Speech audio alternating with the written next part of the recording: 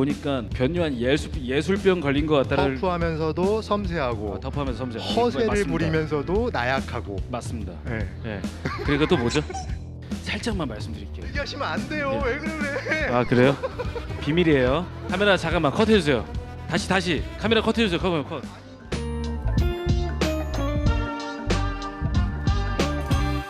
안녕하세요. 아시아경제 이종길 기자입니다. 필모톡은 여러분이 사랑하는 배우를 모시고 필모그래피를 돌아보는 프로그램입니다. 오늘은 다양한 감정을 동시에 뿜어내면서 캐릭터를 풍성하게 그리는 배우 변요한 씨 모셨습니다. 네 안녕하세요. 변요한입니다. 반갑습니다.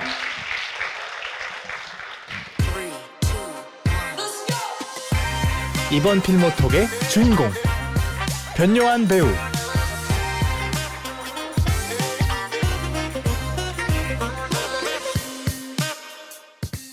그 오래전부터 40대부터가 진짜라고 생각하면서 연기한다라고 이렇게 많이 밝히셨더라고요. 그런 차원에서 오늘 이렇게 돌아볼 작품들은 배우 인생에서 좀 어떤 의미가 좀 있을까요? 물론 저한테 이제 굉장히 큰 자양분이고 또 밑거름이고 뿌리이기도 하지만 제가 이제 오늘 필모톡을 하면서 솔직한 마음으로 대중분들은 사랑해 주셨지만 제가 봤을 때는 별로인 연기들은 콕콕 집어서 말씀드릴 수 있을 것 같은데요. 정말요? 이렇게 재밌잖아요 그런 것들이.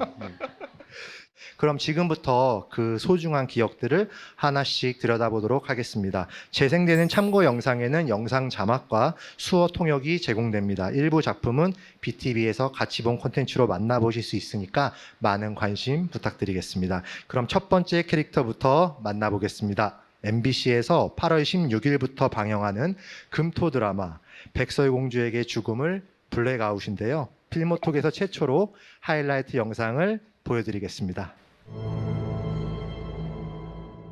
노 팀장 어딨어?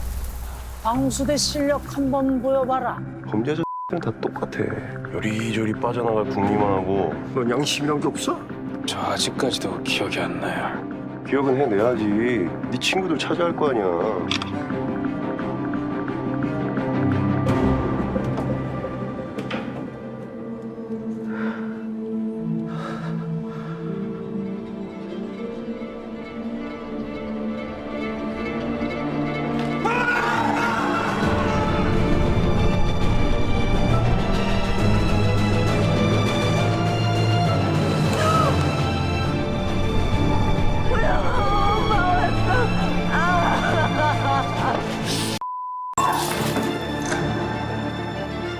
이러지 말자. 우리 이러는 거 아니야.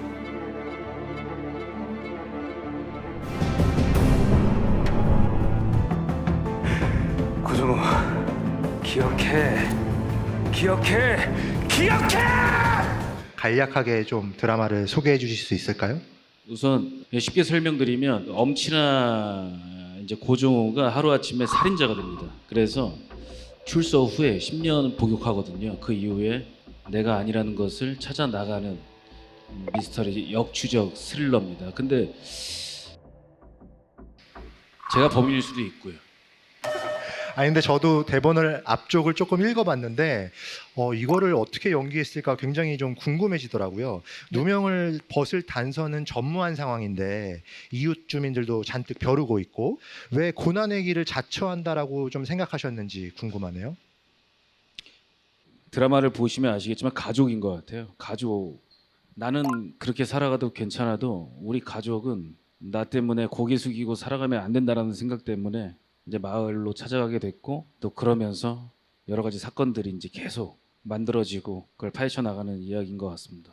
고정호는 이제 사건 현장인 창고에서 흉기를 들고 카메라를 이렇게 내려다보고 이렇게 시청자에게 직접 이야기를 하는 형태잖아요. 이게 상당히 굉장히 부담스러운 샷이잖아요. 그렇죠. 사실은 카메라 보고 나서 저렇게 연기하는 거는 사실 배우들은 굉장히 이제 부담스러운 사실 샷인데 저는 그냥 뭐 시키는 대로 가끔 이해 안 될 때는 시키는 대로 하는 게 맞거든요. 변영주 감독님하고 얘기하면서. 그럼요. 드라마를 찍으면서 아주 오랜만에 이렇게 확인하는 얼굴도 있었을 것 같은데요. 고3 학생을 연기하시잖아요. 세월의 흔적을 절반쯤은 떼어내야 가능했을 텐데 좀 부담스럽지 않으셨는지 궁금합니다. 그러니까 이게 사실은 뭐 제작 발표회도 아니고 필모톡으로 이제 처음으로 말씀드리는 건데 제 액면가라고 하죠. 이렇게 비슷한 친구들로 이제 잘 구성을 해주셔서 네, 뭐 부담은 없더라고요. 그러니까 또래치고는 저도 괜찮은 편이었던 것 같기도 하고 저도 알죠. 제가 고등학생을 연기한다는 게 말이 되나라는 생각을 하죠. 이게 이게 맞나라고 생각을 했지만 결국에 이제 감독님과 선택을 했던 거는 10년 전과 10년 후의 세월의 흐름을 표현을 제가 해야 되겠다라는 생각이 들었어요. 변요한 씨의 고3 학생 연기는 8월 16일 밤 9시 50분에 공개되니까 그렇게로 포커스를 주시면서 하시면 안 돼요. 그냥 이 친구 고종우라는 인물의 그렇죠. 어떤 서사, 사건들. 보시다가 이제 또 반전을 느끼실 거예요. 많은 시청 부탁드리겠습니다. 다음 만날 캐릭터는 10년 전에 세상에 나왔는데요. 능청과 잔망이 돋보입니다. 드라마 미생 한성률입니다.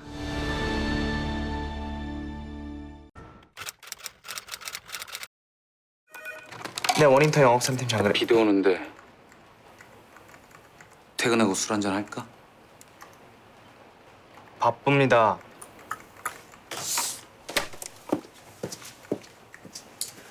과장님 안녕하십니까? 네, 원인 처리 방법 이메일 부탁드린 거. 원래 이런 날에 술도 마시면서 상사한테 받은 스트레스도 풀고 좀 해야 되는데 네, 참 감사합니다. 너나 나나 그런 조립 스트레스가 하나 없네. 안 그렇습니까 선배님? 가십시오. 과장님 동기끼리 술 한잔 안 마셔보고 어디 진정한 상사맨이라고 할 수 있겠습니까? 이런 자리요. 네. 안 그렇습니까 선배님? 가십시오. 하고 싶은 얘기가 뭐야? 장그래 오늘 대강 마무리하고 와서 한잔해. 이 친구가 이거 맞아. 아닙니다. 장백기 씨 오늘 일 끝나고 동기끼리 한 잔 꺾읍시다. 동기끼리. 감사합니다 과장님. 선배님 감사합니다.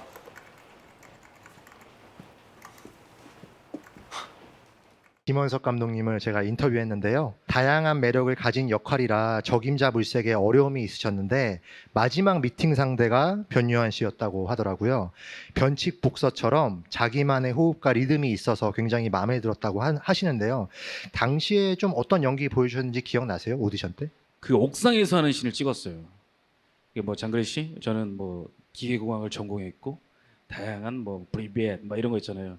뭐 그런 것들을 연기했던 것 같아요. 근데 감독님이 굉장히 재밌어하셨어가지고 합격했다. 예. 감독님께서는 변요한 씨의 이중적 연기를 되게 높게 평가하셨는데요. 터프하면서도 섬세하고 허세를 부리면서도 나약한 연기가 매력적이라고 이렇게 얘기하시더라고요. 그리고 그 동력으로는 눈빛을 꼽아주셨는데 초식 동물 같다고 이렇게 말씀하셨는데 왜 그렇게 말씀하셨는지 좀 추정이 되시나요? 저는 사실 초식 동물이 맞아요. 그러니까 왜 그렇다라고 저 모르죠. 저 감독님이 그렇게 말씀해 주셨으니까. 감독님께서 근데 이렇게 말씀하셨어요. 공격적인 캐릭터를 맡아도 여린 면이 새어나오는 마치 사자를 뿔로 공격하는 사슴 같다. 이렇게 말씀해 주시더라고요. 그냥 제가 감독님 취향이었던 것 같아요.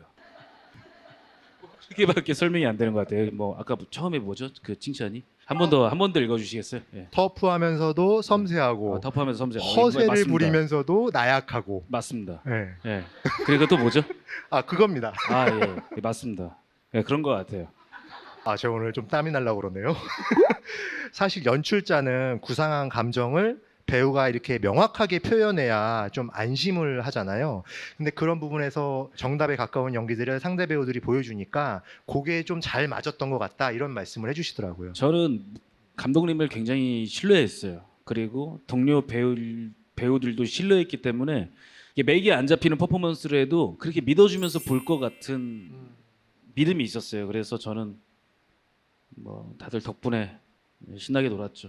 근데 한편으로는 이제 그게 무게중심을 잡는 주연이 되면서부터는 그런 부분에 있어서 조금 변화는 좀 있었을 것 같다는 생각은 좀 들었거든요. 실제로는 좀 어떠셨나요? 그러니까요. 그게 약간 문제인 것 같아요. 그러니까 제가 연기를 하면서 이제 총 정리를 하면서 요즘에 좀 시간을 보내거든요. 예전에는 정말 좀 거침없이 연기했던 것 같아요. 그러니까 흔히 말하는 얘가 굉장히 엉뚱한 생각하네 그런 거에 대한 두려움도 없었어요. 엉뚱한 생각할 수 있지 사람인데. 근데 제가 어느 순간부터 시간이 지나면서 정답에 맞춰진 연기를 하고 있다라고 느꼈어요. 솔직하게. 비밀이에요. 딴 데서 말씀하지 마세요. 녹화되고 있는데요. 그래서 이제 40대를 이제 맞이하면서부터는 그냥 좀 더 사람 같고 좀 더 살아 있고 좀 더 만나봤을 것 같기도 하고 못 만났는데 만나면 큰일 날 것 같고 옆에 두고 싶기도 하고 뭐 그런 인물들을 그런 온도로 좀 살아가려고 노력을 하고 있어요. 그런 온도로 저는 연기를 할 거고.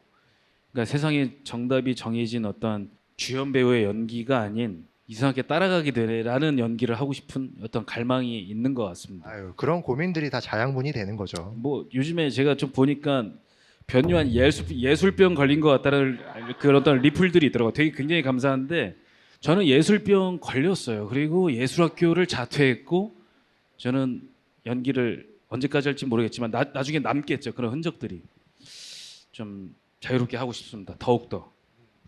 변요한 씨는 촬영 내내 고삐를 늦춘 적이 없었다고 감독님께서 말씀하셨는데요.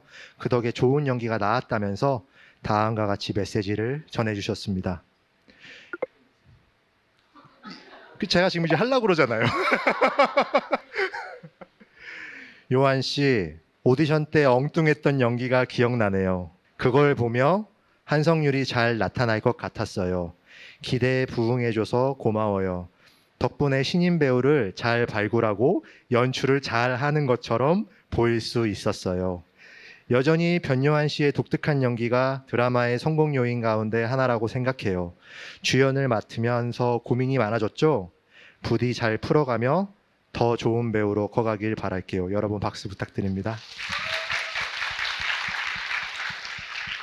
다음 만나볼 캐릭터는 시종일관 불안하고 초조한데요. 때로는 폭발하기도 합니다.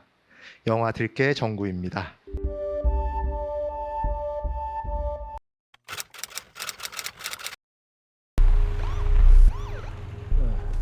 내가 오라 그랬어. 의심할 시간 없다니까. 야, 그러면 내가 진짜 잘못했어. 야, 내가 진짜 잘못했다. 내가 뭘 잘못했는데? 내가 얘기했잖아. 난 형이 시시해지는 게 싫다니까.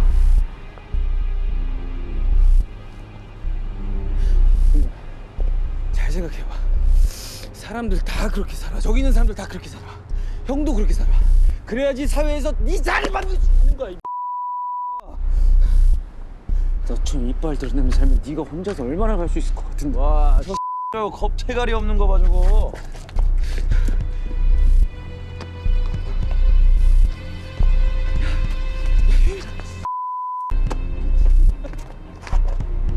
쉽게 생각해, 쉽게.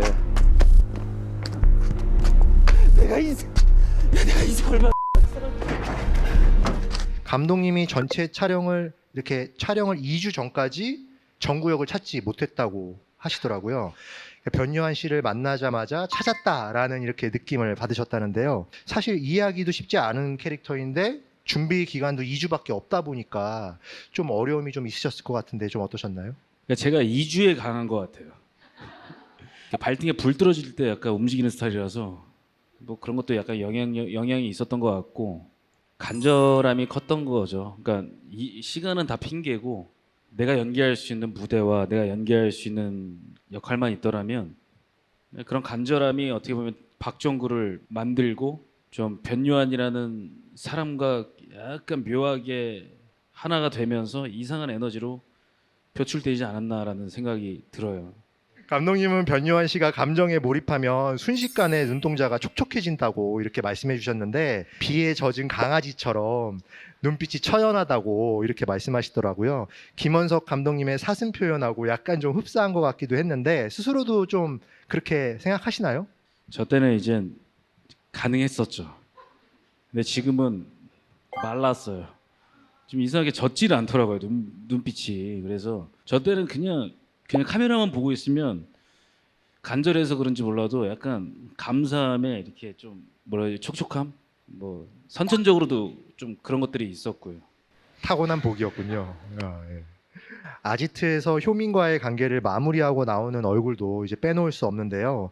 감독님은 친구 같은 존재를 죽여서 생긴 슬픔과 방해꾼을 제거했다는 후련함이 모두 나오기를 바랬다고 하시더라고요. 근데 현장에서 이것저것 얘기하다가 관객이 결말을 채울 수 있게 아무런 생각도 하지 말고 표현해 보자고 이렇게 합의를 하셨다는데 당시 좀 기억 좀 나시나요? 당시가?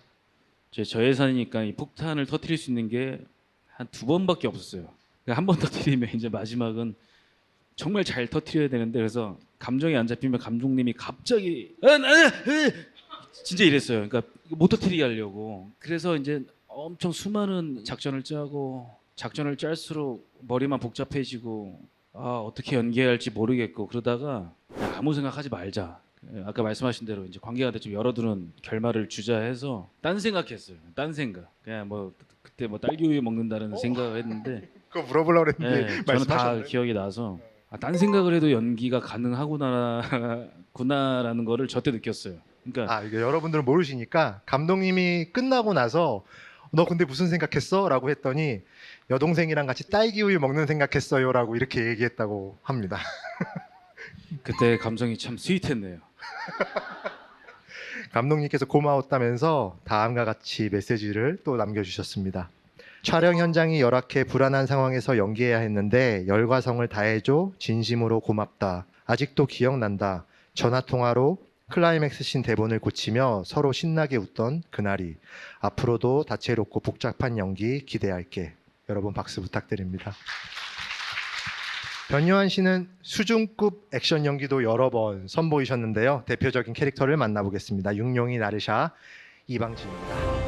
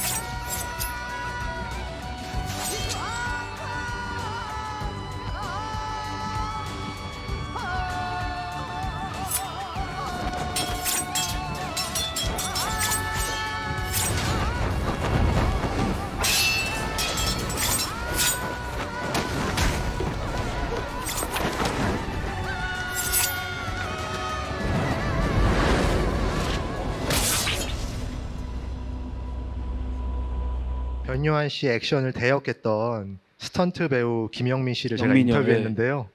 변요한 씨가 어렸을 때부터 아크로바틱을 배워서 한 번 동작을 가르쳐주면 곧잘 따라했다고 이렇게 말씀하시더라고요. 아크로바틱은 근데 어떤 연유로 이렇게 배우신 건가요? 아크로바틱을 이제 딱 시작으로 배운 건 아니고 사실 제가 비보이를 좀 했었어요. 근데 제가 이제 이런 거에 대한 겁이 없어서 그냥 잘 돌았어요. 돌라고 하면 바로 돌았어요. 그러면 실제 촬영할 때 도움이 많이 되셨겠네요. 그러니까 뭘 배워서 사실 도움이 안 되는 건 없는 것 같아요. 그래서 육룡이 나르샤 이제 이방지 땅새 연기할 때도 도움이 많이 됐던 것 같아요. 그 김영민 배우님은 6화에서 이방지가 비국사 스님들과 겨루다가 소리내어서 이렇게 웃는 장면이 가장 인상적이었다고 이렇게 얘기해 주셨는데 먼저 영상으로 확인해 보겠습니다. 이렇게만 보여주기가 진짜 이상하네요.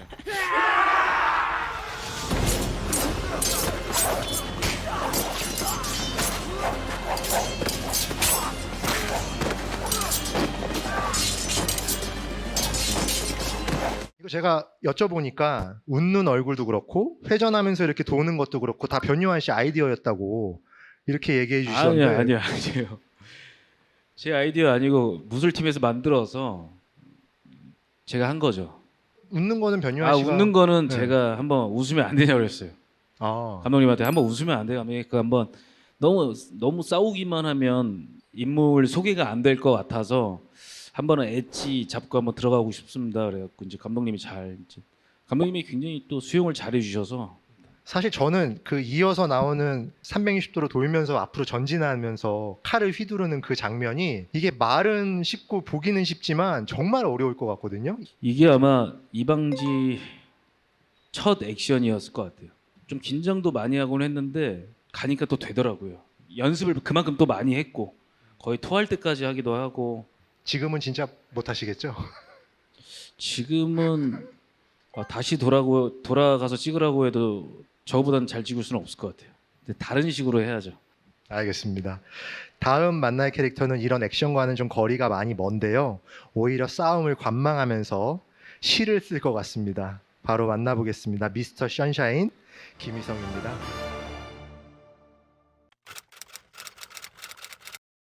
하은산토 코엔시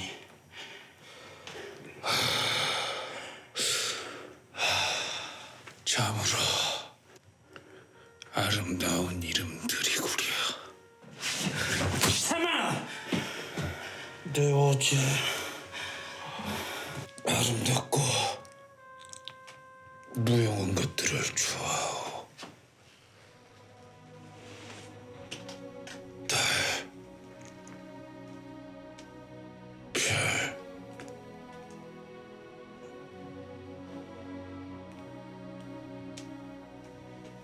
꽃, 웃음, 농담, 그런 것들. 그런 이유로 그이들과 한패로 묶인다면 영광이요. 네 연구대 하나 수도 있자다로.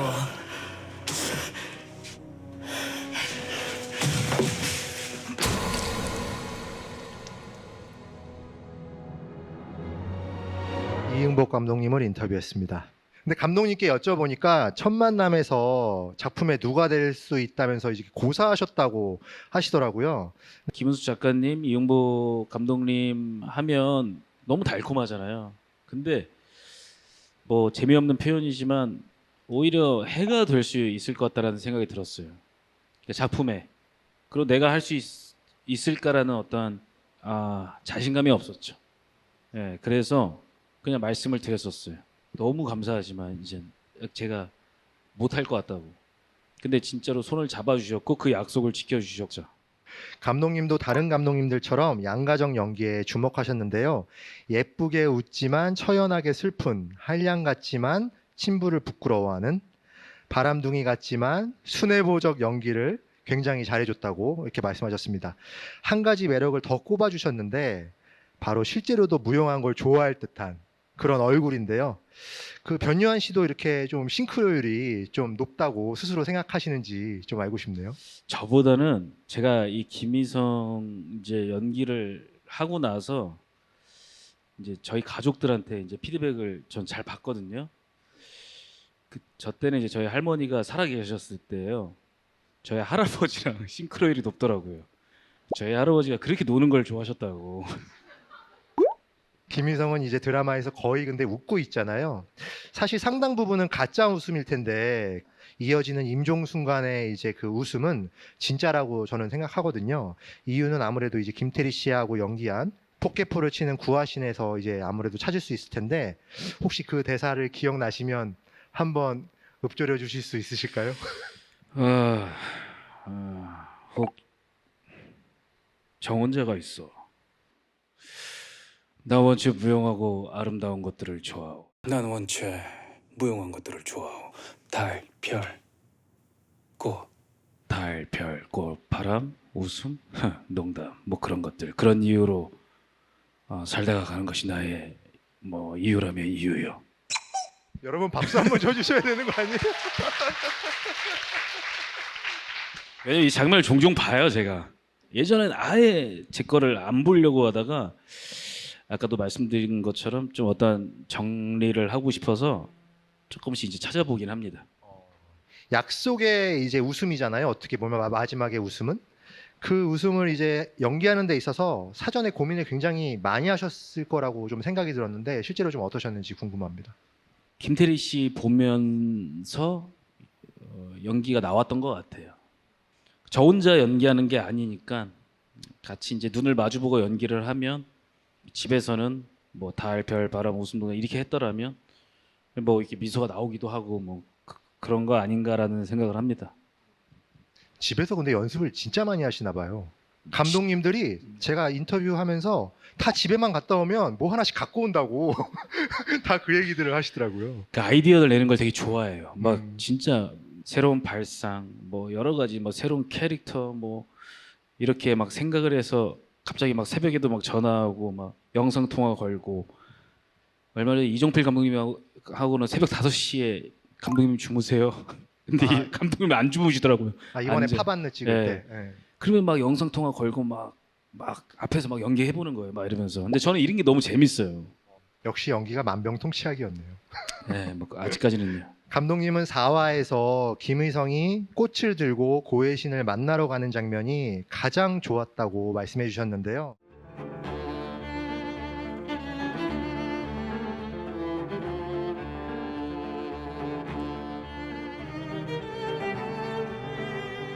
사전에 이렇게 어떻게 걸을지까지 아마 다 계산했을 거라고 하시던데 물론 걷는 것까지 연구해야 되는 캐릭터가 있고 또 그런 연기론이 있죠. 근데 또 현장에는 변수가 있기 때문에 그렇게 안 되는 상황들도 많이 있잖아요. 저 땅이 돌이 굉장히 많아서 돌이요, 돌. 네, 그 상황이 맞게 걸었어야 됐어요. 그러니까 이렇게 천천히 이렇게 걸어야지만 이게 넘어지지 않을 수 있고 잘 감독님이 잘 찍어주신 거죠. 감독님이. 다음 캐릭터는 외국인인데요. 화려한 갑옷을 입고 야욕을 드러냅니다. 바로 만나보겠습니다. 한산 용의 출연 와키 작가 야스 하루입니다. 嵐が来る前に撃たねばならぬ。ご承知くだされ。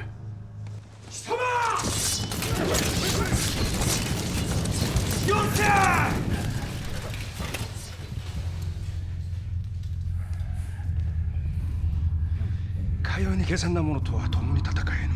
彦者は稚児の戯れか脇じゃか。景気をモードはやめよう。加藤、座れ。なぜかようなことを。加藤、刀を収めよう。答えよ。お主、孫と共に戦うつもりがおるのか。わしもお主がすかん。されど太閤殿下の命なれば致し方なきこと。刀を収めればこたびのことはなかったことにしよう。加藤。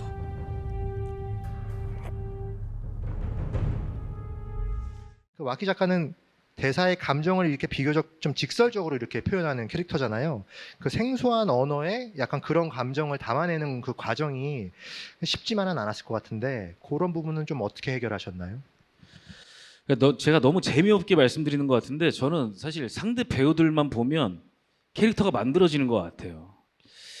내가 상상할 수 있는 내 경험치에서 내가 상상할 수 있는 거에 대해서 결국 한계가 있고 그 한계를 뛰어넘으려면 상대가 나를 바라보는 눈빛, 내가 상상할 수 없었던 그런 눈빛, 아 나를 이렇게 바라본다고 가끔씩은 내가 너무 답을 정해놔서 이 사람이 나를 쳐다볼 때 캐릭터로서 불편한 게 아니라 사람으로서 내가 뭔가 불편한가 이렇게 느낄 때도 있거든요. 근데 그게 아니라 그 눈빛마저도 흡수를 해야 되고 너무 재미없나요? 연기 그러니까 재밌어요. 괜찮아요? 아 괜찮아요 진짜? 네 알겠습니다. 믿고 갈게요. 네. 실제 와키 작가는 자기 공을 내세우다가 실제로도 이를 이렇게 그르치고는 했는데요. 개봉 당시에 이제 저하고 인터뷰하실 때 이런 야비함이나 이런 이기심에 대해서 굳은 신념이었을 수 있다라고 이렇게 말씀하셨거든요. 그 이유를 다시 한 번만 조금 들려주실 수 있을까요? 제가 연기를 할 때는 제가 인물을 사랑해야 되잖아요. 그래서 저는 이제 와키 작가 야스하루를 그냥 남자로 생각을 했어요. 그러니까 변요한이라는 남자 대 와키 작가 야스하루라는 어떤 남자 어떤 조화를 이루고 그 합의된 걸로 또 이순신 장군님과 두 번 싸우게 되는 그런 어떤 과정들을 좀 약간 만들었던 것 같아요. 저한테 그때는 너무 야비해 보일까봐. 그 야비함이 싫었어요. 저는 그렇게 표현하고 싶지는 않았어요. 저한테 그때 얘기하신 거랑 답이 달라요. 뭐라고? 그때는 제가 완전 반했거든요. 전국 시대에는 이제 야욕이 약간 노고라가 돼 있던 시대인데 그때 와키자카에게는 그것이 바로 의였을 것이다. 이렇게 결국 저한테 똑같은 것 같은데요. 그러니까 제가 남자라고 아. 생각했던 게 그렇게 또 표현 아, 있는 것 같아요. 알겠습니다. 좀 더 추가 설명해 주십시오. 영화와는 별개로 또 이제 화제가 된 영상이 하나 있는데요. 먼저 확인해 보고 이야기 나눠보겠습니다. 아주 재미도 없는 거 계속 말 타는 거 맞죠? 보세요.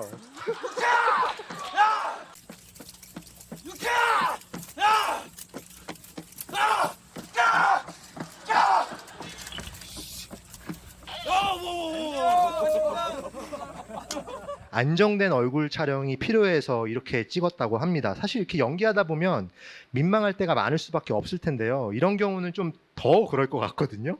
저는 사실 제가 하고 싶다고 감독님한테 자원해서 했고, 저는 굉장히 즐겼어요.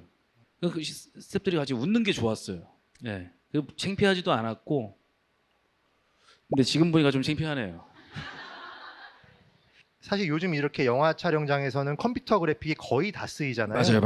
근데 그러다 보니까 이렇게 민망한 촬영 같은 게 굉장히 좀 많이 있을 것 너무 같은데. 많죠. 이제 한산이니까 한산으로 예를 들면 CG를 할 수 있게 VFX 이제 어떤 디자인들을 다 했어요. 그래서 그 동작들을 다 맞췄어야 됐고 한 명이라도 틀리면 다시 또 촬영을 해야 됐어요. 그러니까 저희의 연기에 CG를 맞추는 게 아니라 CG에 저희가 맞추는 거죠. 근데 너무 재밌는 거는 이제 촬영을 하는데 뭐 왼쪽에서 배가 들어온다 그러면 하나 둘 셋 자, 저 배가 이제 2대가 온다. 근데 어느 순간 이게 한 5시간 지나가면 소리까지도 똑같아져요. 그러니까 처음에는 막 이랬던 사람들도 힘이 드니까 이게 다 똑같아요. 그러니까 이게 너무 웃기니까. 그리고 더 민망한 건 뭐냐면 왼쪽을 봐야 되는데 너무 피곤하니까 이제 서로 이제 눈이 마주쳐요. 이렇게 가끔씩.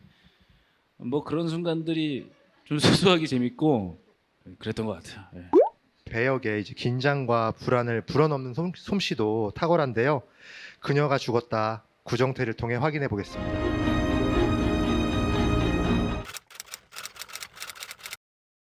제가 다른 지역으로 발령받아서요. 거짓말. 처음에 집 구할 때부터 고민 많이 했었거든요. 뭐 원룸이나 오피스텔이나 소라 씨 그런 왜 거 거짓말을 해요? 왜 거짓말을 해요? 왜 이사를 가요? 왜 잠깐만. 드디어 들어가 보는 거네요? 아무리 그래도 계속 돈만 낼 수도 없고. 아무튼 그래서 최대한 빨리 좀 부탁드릴게요. 집을 언제부터 볼 수 있을까요? 뭐 퇴근하면 집에 계시죠?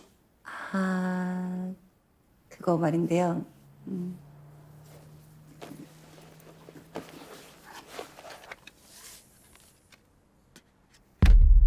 미쳤네요. 전 제 일이 너무 좋아요. 근데 제가 사실은 사장님이 여자분을 맡기려고 했었던 거거든요. 시장님 믿을게요. 잘 부탁드립니다. 감사합니다. 최선을 다할게요. 그럼요, 소라 씨. 저 믿으세요. 저 나쁜 사람 아니에요. 애니메이션적인 구성으로 속마음을 이렇게 우스꽝스럽게 표현하고자 하셨다는데요. 퇴근하면 집에 계시죠라고 이렇게 묻고서 눈을 이렇게 올려가지고 이렇게 피하는 모습 같은 게 좀 대표적일 것 같은데 사전에 이런 것들을 좀 이렇게 생각하시고 좀 연기하셨는지 궁금합니다. 사전에는 그런 생각을 안 했던 것 같아요. 왜냐면 대사와 나레이션이 따로 있었기 때문에 연기는 연기대로 조금 이거 어떻게 설명해? 다음 주에 이제 이 조정석 형님 이제 하셔야 돼서 이제 얘기하시면 안 돼요. 예. 왜 그래? 아 그래요? 비밀이에요.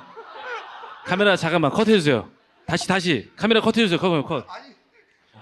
나 몰랐어. 여러분 모르시죠? 네, 모르시죠? 예. 여튼간에 그녀가 죽었다는 좀 독특하게 시나리오의 구성이 있어서 그거에 맞게 연기를 한 것 같아요. 좀 덜 준비하고 상대 배우하고 눈을 마주 보면서 연기를 했던 그런 현장이었던 것 같아요. 비밀이에요, 진짜. 마지막 영상을 볼 시간이 다가왔는데요. 저에게는 볼 때마다 따뜻한 기운을 주는 보약 같은 영화입니다. 그 주인공을 만나보겠습니다. 자산어보 창대입니다.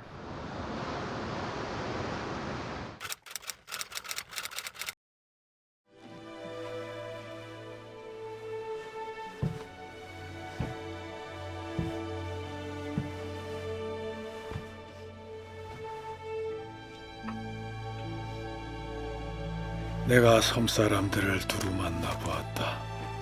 어보를 만들기 위해서였다. 그러나 사람들의 말이 제각기 달라 이를 정리하여 표현할 수 없었다. 섬 안에 창대라는 젊은이가 있었다. 어려서부터 배우기를 좋아하였으나 집안이 가난하여 책이 많지 않은 탓에 식견을 넓히지 못하였다. 그러나 성품이 신실하고 정밀하여 물고기와 해초, 바다새 등을 모두 세밀히 관찰하고 깊이 생각하여 그 성질을 터득하고 있었으므로 그의 말은 믿을만하였다. 제가 운 좋게도 이 장면을 찍을 때 현장에 있었는데요. 일찌감치 촬영을 마치신 이제 설경구 씨가 동료 배우들의 감정 몰입을 방해할까봐 요리조리 이렇게 피해 다니시던 그 모습이 저한테는 굉장히 선한데, 뜻하지 않게 화장실에서 변요한 씨를 마주쳤다고 저한테 어떻게 하면 좋냐고 이렇게 막 와가지고 말씀하시더라고요. 굉장히 미안해 하시던데 혹시 그때 기억나시나요? 화장실에서 만났는데 기억이 안 날 수가 없죠. 전혀 죄송하지 않으셔도 되는 게, 촬영하는 동안 너무 받은 것들이 쌓일 수 있게 너무 많이 도와주셔서 사실은 그 경계선이 무너졌었어요. 그러니까 정말 심한 몰입이 돼 있던 것 같아요. 세트장에 딱 들어가는 순간, 카메라가 켜지는 순간에 그냥 감독님은 계속 울지 말라고, 그러니까 창대가 울지 않고 약전 선생님을 보냈으면 좋겠는데 제가 그냥 울어버렸어요. 그래서 울지 마 그러는데 몰라요. 울고 눈물이 안 멈춰요. 그러다가 이제 그냥 들어갔죠, 그냥. 감독님께서도 그때 얘기를 저한테 해주셨거든요. 변요한 씨를 감정 덩어리라고 이렇게 얘기하시더라고요. 이렇게 툭 건들면 눈물이 이렇게 왈칵 쏟아질 것 같은. 근데 그 집에서부터 그렇게 만들어 갖고 오는 거라고 얘기하시더라고요. 저한테 감독님께서는 그때. 아니요, 집에서 만들면 가다가 지쳐버려가지고 슬프자 했다가 매니저한테 얼마나 남았어? 1시간 남았습니다. 1시간 남았습니다. 그러잖아요. 그러면 때려치자 이제 이렇게 되거든요. 그러니까 저는 사실은 뭐 집에서 준비하는 거는 그냥 최소한의 예의적인 것을 준비하는 거지, 감정적인 거나 이런 것들은 현장에 도착해서 메이크업을 하고 의상을 입었을 때 만들어지는 것 같아요. 이 영화는 이제 진지해지기 쉬운 주제를 다루는데요. 특히 창대 이야기가 그렇습니다. 그 감독님에 따르면은 이제 변요한 씨가 주문하지 않았는데도 그 진지한 흐름에 약간 천진하고 동심, 어설픔 이런 것들을 이렇게 가미했다고. 근데 그런 부분을 찾아내고 이렇게 채워 넣은 과정이 좀 어떻게 이렇게 사전에 좀 진행되는지 전 되게 궁금하더라고요. 그러니까 자기가 연기를 또 잘 뭐 해석을 하고 뭐 탁월할 수 있고 또 뭐 그럴 수 있지만 좀 눈치가 있어야 된다고 생각해요. 감독님이 뭘 좋아하시지? 감독님 취향이 뭐지? 감독님이 좋아하는 유머가 뭐지? 근데 그런 것들이 이제 찾아졌을 때, 그런 눈치로서 또 찾아졌을 때 또 이게 또 파생되는 지점들이 있는 것 같아서 그냥 그러다 보니까 이준익 감독님이 어설픈 거 굉장히 좋아하시는데 여기서 한번 넘어져 볼까? 그러면 감독님 뭐 너무나 좋아해 주시고 뭐 그렇게 갔던 것 같아요. 감독님은 그 초반에 그 어머니가 이 오사랄로마 그람서 책은 뭐게 읽냐? 오사랄로마. 그럼서 책은 무득이 있냐? 오사를 놈이 뭐야? 오사를 놈이 명심보험에 삼동시도를 안 했어.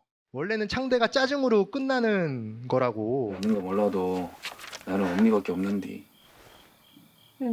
오사랄. 이은병. 나는 엄니밖에 없는디 라면서 이렇게 환하게 웃으면서 이렇게 마무리하는 거는 다 변요한 씨 아이디어였다고 맞아요. 말씀해 주시더라고요. 그래서 이게 감독님은 영화 전체로 봤을 때는 별로 그렇게 중요해 보이지 않을 수도 있겠지만 지금 웃는 그 표정 하나로 관객이 창대의 이야기를 이렇게 따라올 수 있다고 이렇게 말씀해 주시더라고요. 이때 혹시 기억나시면 조금 복귀해 주실 수 있을까요? 그 엄니를 굉장히 사랑하는 아들이고 싶었어요. 애교도 많은. 가끔 뭐 무뚝뚝할 때도 있지만 그 엄마한테도 상처가 있기 때문에 그 상처를 내가 채워주고 싶은 존재, 그렇게 생각을 어느 정도는 공간으로 만들어갔기 때문에 현장에서 그냥 눈을 마주보고 또 연기를 한 거죠.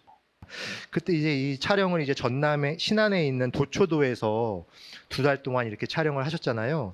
제가 알기로는 그때 태풍 때문에 세트가 이렇게 무너지기도 했었고 굉장히 갇혀가지고 고생을 많이 하셨던 걸로 알고 있는데 혹시 그때 섬에서 있었던 일화 같은 거 혹시 재밌는 거 기억나시면 얘기해 주실 수 있을까요? 예, 여러 가지로 그냥 굉장히 낭만적인 그 태풍마저도 받아들이고 싶은 어떤 그런 열정, 재밌었어요. 그러니까 그런 걸로 사실 연기하는 것 같아요. 저희는 좀 이상적인 게 있어야 되는 직업인 것 같아요. 그런 어떤 배경을 보면서 느끼기도 하고 또 가끔씩은 술을 한 잔해도 술을 잘 못 마셔도 초인적인 힘으로 술을 먹기도 하고 같이 있고 싶어서 거의 다 너무 좋았어서 뭐 알코올 중독 다 됐던 것 같아요. 순간 알코올 중독자들. 뭐 그런 것들이 좀 쌓이다 보니까 자선어버 현장이 참 재밌지 않았나. 아니 저는 거기서 굉장히 좀 강심장이 되시지 않았을까라는 생각도 들었는데 예전에 설경구 배우님이 찍어가지고 이렇게 영상을 찍으신 거를 본인이 직접 찍으신 거를 저한테 보여주신 적이 있는데 비가 진짜 엄청 많이 내리는 거예요. 바람이 엄청 불고 근데 너무 웃겼던 건 스태프들이 다 거기에서 천막 밑에서 아무렇지도 않게 다 밥을 먹고 있는 거예요. 거기서 다 흔들리고 있는데 그래서 이분들 정말 대단하신 분들이다라는 생각이 그때 들었어요. 혹시 기억나세요 그때? 다 기억나죠. 네. 뭐 어느 정도의 태풍은 뭐 끄떡도 없었어요. 그냥 머리 다 가발 옆으로 가도 그냥 밥 먹었어요. 막 옆으로 이렇게 저기서 멀리 오는데 머리 다 이렇게 되고 안녕 이러고 오늘 컨디션 어때? 막 이러고 그냥 재밌었죠. 감사합니다. 저희가 준비한 영상은 여기까지고요. 이제 객석으로 마이크를 넘겨서 관객과의 대화를 진행하겠습니다. 저는 당신 거기 있어주려고 가장 기억에 남는데요. 같은 인물이지만 세월의 흐름을 타고 달라진 한수연이 정말 인상 깊었어요. 누구니 너? 한수연이요. 내가 한수연인데. 그런 의미에서 배우님의 20살과 지금 어떤 점이 가장 차이가 있다고 느끼시나요? 그리고 더불어 20살의 본인에게 해주고 싶으신 말이 무엇인지 궁금합니다. 20살의 변요한과 지금의 변요한은 너무 많이 다른 것 같아요. 뭐 체력, 피부, 이 어떤 이런 보이는 것들도 많이 변하기도 했고 수염도 많아졌고 근데 또 변하지 않는 것도 있는 것 같아요. 저는 그때도 지금도 그냥 연기가 너무 좋습니다. 20살이세요? 근데 20살 본인이 저한테 뭔 소린가 했어 계속. 20살 본인에게 그냥 고생했다. 20살 본인한테 고생했다 그런다고요? 그러니까 20대를 거쳐 왔으니 어쨌든 아니 20살 20살한테 얘기를 해주는 거잖아요. 그럼 입대해야지. 입대해야죠. 야 이제 너 조만간 4월에 입대해. 그러니까 준비하고 있어. 영장 날라갈 거야. 감사합니다. 지금까지 변요한 씨와 다양한 이야기를 나눠봤는데요. 보이스, 하루, 당신 거기 있어줄래요, 마돈나 등 이 밖에 다양한 작품을 BTV에서 만나보실 수 있으니까 많은 관심 부탁드리겠습니다. 마무리는 변요한 씨를 닮고 싶다는 엑소 수호 김준면 씨의 편지로 가름하겠습니다. 요한 형님, 저 준면이에요. 20살 때 대학교에서 만난 우리 둘. 엑소로 데뷔하고 연기를 깊게 고민하고 있을 때 제게 배우의 꿈을 놓지 말라고 얘기해 주셔서 정말 고마워요. 형이 끝없는 지지를 보내주신 만큼 저도 형의 일거수일투족을 놓치지 않고 그 발자취를 따라가며 많이 배울게요. 항상 응원합니다. 사랑합니다. 평생 함께해요. 여러분 박수 부탁드립니다. 감사합니다. 누군가가 이렇게 일거수일투족까지 얘기해 주는 거는 참 굉장히 고마운 일일 텐데 고마운 마음을 한번 그래도 좀 표현해 주시면 좋을 것 같으세요. 그러니까 이게 너무 감사하죠. 그리고 사실은 직접 만약에 영상이 나왔으면 저는 눈물을 흘렸을 것 같아요. 그러니까 다행히도 이제 대신 읽어주셔서 어느 정도 제가 좀 균형을 잡았는데 그냥 건강하셨으면 좋겠어요. 또 작품 보고 싶습니다. 제가 한 분께 편지를 더 받아왔는데요. 미스터 션샤인에서 호흡을 맞춘 배우 김민정 씨입니다. 바로 낭독해 드리겠습니다. 요한아, 민정 누나야. 우린 미스터 션샤인에서 처음 만났지. 현장에서 네가 좀 힘겨워할 때 선배로서 누나로서 도움이 되면 참 좋겠다고 생각했었어. 힘을 얻었는지 궁금하다. 돌아보니 누나가 힘들 때도 네가 이야기를 들어주고 공감해주고 그 누구보다 화를 내줬던 것 같아. 정말 큰 힘이 됐었다. 고마워. 한 사람으로서 그리고 배우로서 지금도 멋지고 앞으로도 더 멋질 요한아, 누나가 격하게 애낀다. 화이팅. 여러분 박수 부탁드립니다. 감사합니다. 화답 한번 해주세요. 이렇게 카메라 볼까요? 하셨어요. 예. 네, 안녕하세요. 별일 없으신지 궁금합니다. 물론 저희가 이제 작품을 같이 했고 오랜 시간 동안 뭐 뜸했지만 이렇게 영상 편지 너무 감사하고 또 좋은 작품으로 누나 연기 보고 싶어요. 건강하게 잘 또 만났으면 좋겠습니다. 누나 화이팅! 제가 이러면 안 되는데 또 과로를 해버렸는데요. 또 다른 각별한 인연께 편지를 추가로 받았습니다. 이게 진짜 마지막입니다. 들어보시고 누군지 추측해 보시면 좋을 것 같습니다. 변요한, 자넨 폭주기관차 같은 배우야. 한번 엔진이 붙으면 가속도가 엄청나지. 절벽도 뛰어넘을 기세로 에너지가 폭발해. 혼자 집에서 무슨 감정을 그렇게 준비해 오나. 그걸 쏟아내지 않고 설경구 앞에서 소리를 지르던 촬영이 기억나네. 창대가 자기의 진정성을 알아주지 않는 약전에게 울먹이며 항의하는 신이었지. 눈에 눈물을 가득 고이는 모습을 보는데 감탄이 나오더군. 내가 자사노보에서 가장 좋아하는 신이야. 변요한이 보였어. 인정받지 못하는 젊은이의 아픔과 서름을 한 방에 심어줬어. 폭주기관차 같은 에너지로. 난 그걸 보았고 자네가 다른 작품에서도 증명해 주길 바라네. 감독이자 관객으로서 고맙네. 여러분 박수 부탁드립니다. 감사합니다, 감독님. 네, 안녕하세요, 감독님. 장대입니다. 저에게 폭주 기관차라고 예전에부터 말씀해 주셨던 거 잊지 않았습니다. 이제 폭주 기관차가 아니라 좋은 아주 안전한 열차가 돼서 잘 달리도록 노력하겠습니다. 감사합니다, 감독님. 지금까지 변요한 씨의 발자취를 돌아보면서 다양한 이야기를 나눠봤는데요. 무용한 것에 끈질기게 매달려서 이룬 성취가 아닐까 싶습니다. 미스터 션샤인에서 변요한 씨가 가리켰던 달, 별, 꽃, 바람, 웃음, 농담은 무용해 보이지만 누군가에게는 세상 무엇보다 유용할 텐데요. 변요한 씨에게는 그것이 연기가 아닐까 싶습니다. 무용한 것들은 대개 같은 자리를 꾸준히 이렇게 지키거든요. 오랫동안 지금 자리를 지키면서 많은 사람에게 유용한 배우가 되셨으면 좋겠습니다. 좋습니다. 마지막으로 방청객과 시청자분들께 끝인사를 부탁드리겠습니다. 변요한입니다. 이렇게 오늘 귀한 시간 내주셔서 감사드리고 어찌 좀 재밌으셨나요? 그냥 저는 이렇게 그냥 정리정돈이 아직 안 된 상태로 그냥 연기하면서 살아가고 있습니다. 뭐가 정답인지 모르겠어요. 그래도 늘 같이 있으셔서 힘이 되고 같이 하다 보면 좀 정리되지 않을까 싶습니다. 하여튼 오늘 귀한 시간 내주셔서 감사드리고 네, 안녕하세요, BTV 시청자 여러분. 저희 필모 이렇게 밑에 떠 있죠? 관람해 주시고 오늘 좋은 시간 이렇게 마련해 주셔서 감사드리고 함께 해 주셔서 감사합니다. 많은 사랑과 관심 부탁드리겠습니다. 감사합니다. 그럼 저희는 수어로 인사드리고 다음에 찾아뵙겠습니다. 오늘 와주셔서 감사합니다.